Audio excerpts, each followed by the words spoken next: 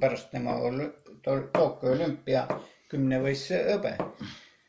Mul oli 3 ala, mis mul oli see kõige 100 meetrit kaugus ja 10-võistlus oli mul. Niisugused lemmikalad. Ja siis ma Viljandis jooksin 11.0 rajooni rekordi jooksin 100 meetrist.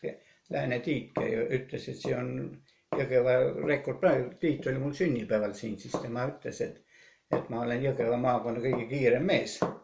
Omal ajal olin. Et rekord on vist, ma ei tea, kas ta on alles, Tiit teab, kas Tiit ütles, et on alles. Ja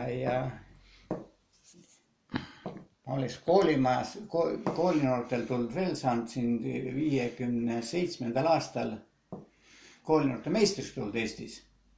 Aga tead, see asi oli, siin oli rajooni täitekomitee esimees, Sivodnikov oli omal ajal.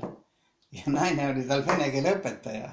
Ja mul oli vene keeles suvetöö ja vaata, vene keel oli 57. aastal nii tähtis aine, kui vene keel oli 2, siis ühelgi võistlustel ei lastud.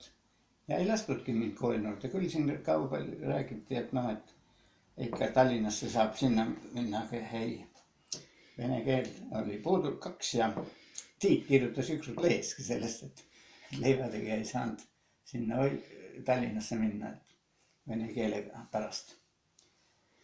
Mul on neid ajalehti ka siin, neid igasugused, mis mul siin lehes on olnud siin, need artiklid ja teie kirjutatud. Ja pärast saame sirvida veel. Ja pärast ma võin anda neid siin vaadata. Aga siis... Ja siis oligi jah, kui ma olin 2000, mul on tööraamat ka siin tegelikult näha. Aga räägime vahepeal äkki Rein Aunast veel, et kui te olite ühel võistlustel, kas temaga juttu ka ajasite? Ajasin küll jah. See oli 56. aasta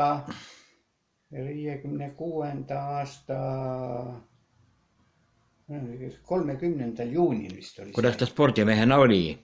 Ei, ta oli ikka väga sõbralik ja väga asjalik mees oli ta. Ajasime taga juttu.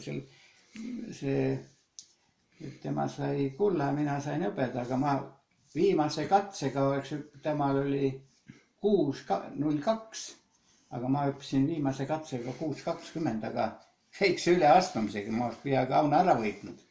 Aga siiski jäin teiseks tegelikult. Ja hiljem tegelikult me võistlesime.